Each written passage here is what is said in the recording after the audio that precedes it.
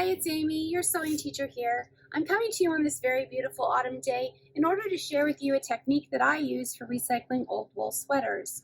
All you have to do in preparation for today's video is to take those old wool sweaters and wash them twice in hot water. That will shrink the sweaters down and get them ready in order to be cut out as mittens. So join us today to make felted wool mittens. For tracing today, I'm actually going to be using a proper chalk pencil that I purchased off of the internet. Now the thing is that you can use almost anything for marking. And another really great cost-efficient thing to use for tracing is the piece of soap that you have left over from the shower. In my sewing class, I actually give those out for the students to use. The students find that the soap glides really, really well over the fabric, and it makes a really great tool for tracing. So I've already felted the sweaters. And you take wool sweaters, you want as full wool content as possible. You wash them 2 times with a hot setting in your washing machine and a hot setting in your dryer. And when you wash them, they actually shrink up and they felt, which means that the fibers will not unravel when you're cutting and then sewing them. It also means that they are more dense, and so they actually make for better mittens. The wind doesn't go through them. Now these are not waterproof by any means. These are really excellent. They are the warmest mittens I've ever had. This is the cutting out stage. So what I've done is I've cut off the excess material and I folded it up and I put it back in my cupboard. So what I'm actually going to do now is I'm just going to cut through all of these pieces. I'm going to keep them separate so I know how many mittens I have when I have them finished. Each mitten has 3 pieces. We have a back piece, and then we have a thumb piece, and then we have the actual front of the thumb as well.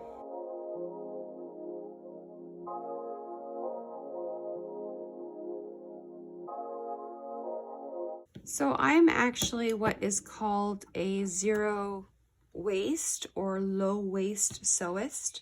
And what I try to do every time I make something is I try to use as little material as I can. So I try to line up my patterns so that I can fit them in nice and close to each other. And then that way I don't end up having way too much waste.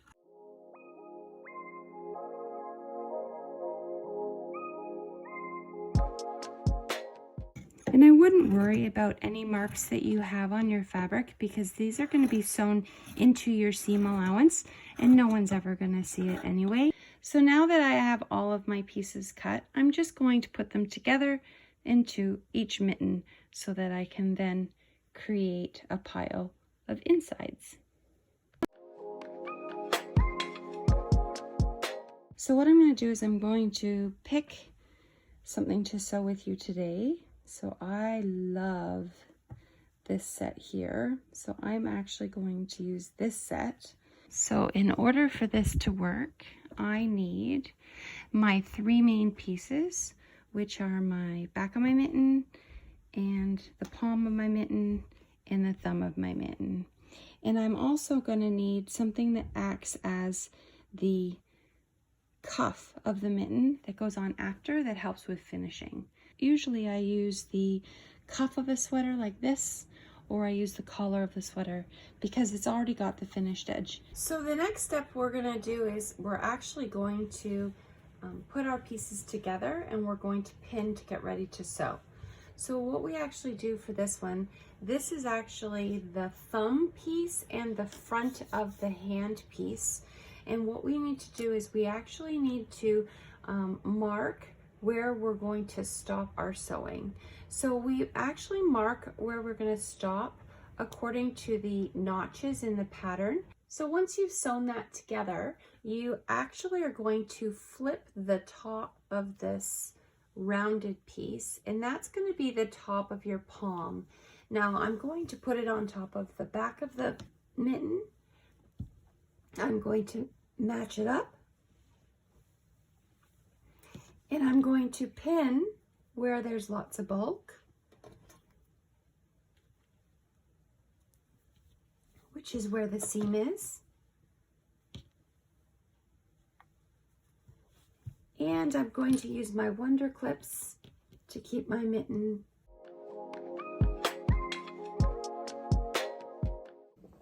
So the front of the mitten to the back of the mitten,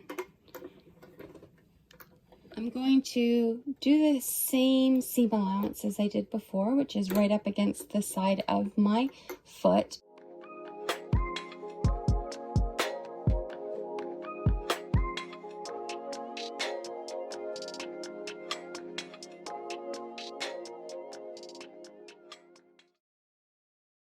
I'm going to stop and give you this opportunity to see what happens when you fail at something. I think it's very important as a sewist to actually have fail moments, because you learn something and you learn not to make that mistake again. And it's also really good to know that as an experienced sewist, I still make mistakes all the time, because sometimes I just do things on autopilot and I forget a certain thing that I'm supposed to do. So what I've actually forgotten here is I've forgotten that I need to make sure that I have a right hand and a left hand. So what I've actually done here is I've created two right hands. Now that's not a good thing. I actually need to have a right hand and a left hand lining. So I'm actually going to do this again with another set of lining, and I'm going to now do a left-handed one. So the best thing about this is that I don't have to unpick this, because I can use the exact same fabrics from another mitten and do it again. So there we go. Now we have a right and a left mitten, and that's for the lining. So next we're gonna do exactly the same things for the outer part of the mitten, and then I'll show you how to put them together.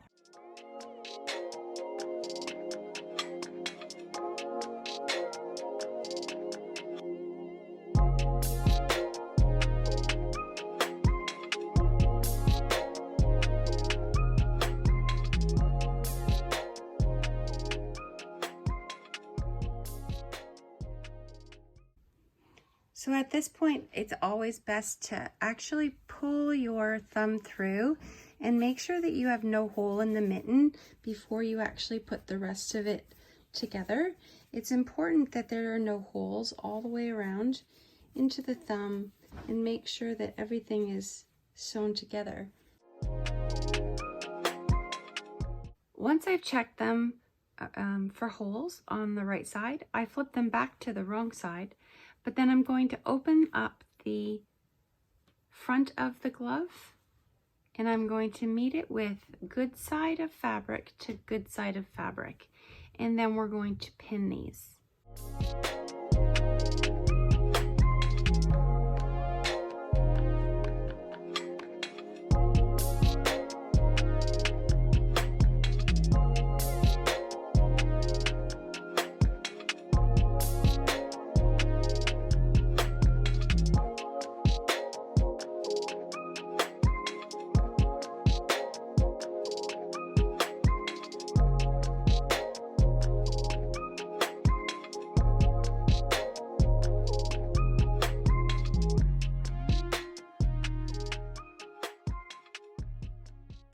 So next I want to examine my stitch line all the way around my mitten on this side and on this side, and make sure that I haven't missed any spots.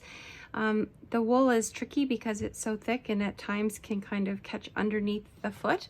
So I am just going to turn these inside out and make sure that there are no holes. So once I've checked, I then have to make sure that I turn them right side out. And I'm going to finger test them all the way around and make sure that there are no holes. I already know that I've checked the thumbs, so all I have to do is put the glove on my hand and check all the way around. Now, the next thing I'm going to do is I'm going to put my lining on my hand, and we want the lining to still have the seams exposed, because what ends up happening is this is going to be on the inside of this, so that our rough sides, the sides with the seams, are touching, so that if someone were to turn this glove inside out, the inside of their glove would look finished. So that's an important point to remember. So with the seams exposed, we put the glove into the outside of the glove, so the lining goes in the inside, and we fit everything in really nicely. So there we go. We have the lining on the inside, and next we have the ribbing to do. Now, I didn't have a coordinating fabric cuff already cut from a sweater. I had mentioned it's really easy to just cut a cuff and sew the cuff on. So what in fact I'm actually doing is I'm actually taking part of this sweater and I'm actually going to create my own cuff. I'm going to turn these pieces into a cuff. But in order to do that, I need to sew them together first. So I'm going to take the rough side and I'm going to put good side to good side, put it together. Now these have a rounded edge because they were going to be for a mitten, but now I'm just going to cut the end off so that I can sew that up. And that's still going to fit around my hand fine. So that's going to make a great cuff. And then I'm just going to sew those up and I'll be right back. So one of the things I like to do is I like to embellish these with a little handmade, either a little leather handmade piece that I found on the internet, just says handmade, or I'll use little handmade buttons. And then that way when my friends get them, they can see that they're handmade. If I'm going to sell these ones, these are fully recycled, so they go under my Sew Eco label. So now I've sewn these two cuffs together, just like so, and I'm going to just pull these in half because this is going to be the cuff. Now, because I made these from two things that I had already cut out in pattern, they are a little bit wonky and not even. So I am going to just take my scissors and even these out because when it comes time to sew that's going to be difficult. So I just want to make sure that these are even. I actually have a print to go by, so I can just cut off at the print. Now, when I do this, I want to make sure that my inside is hidden by the cuff. So next we're going to sew these or pin these cuffs into the inside of the glove. We need to make sure that we are aligning our outer edge and our seam with the outer edge of the mitten. The reason why we do the inside of the glove is because we're going to actually hide the seam of this cuff being attached so that when it flips over, nobody can see this actual seam. So it's important though that your seams are aligned because when we put our cuff out, we want our cuff seam to line up with the outside of the mitten. So I'm going. Now this part can get tricky because you are doing 4 different layers. It actually can be very, very thick, and it's very important that you're paying attention to your layers and making sure that all the layers are actually going to be pulled into this.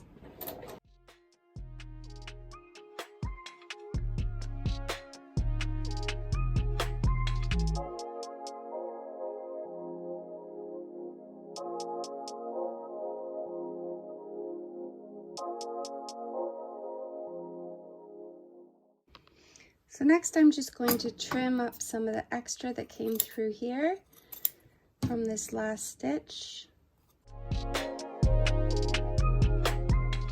And then I'm going to take a look at what it looks like when it is attached. And there we go.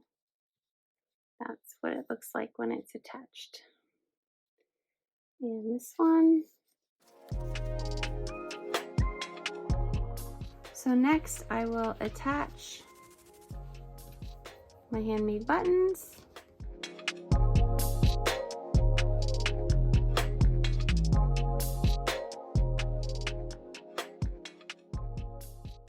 I hope you liked today's video on recycling sweaters to mittens. We're all ready for winter, and I hope that you enjoyed the video. Please press like and subscribe. See you later.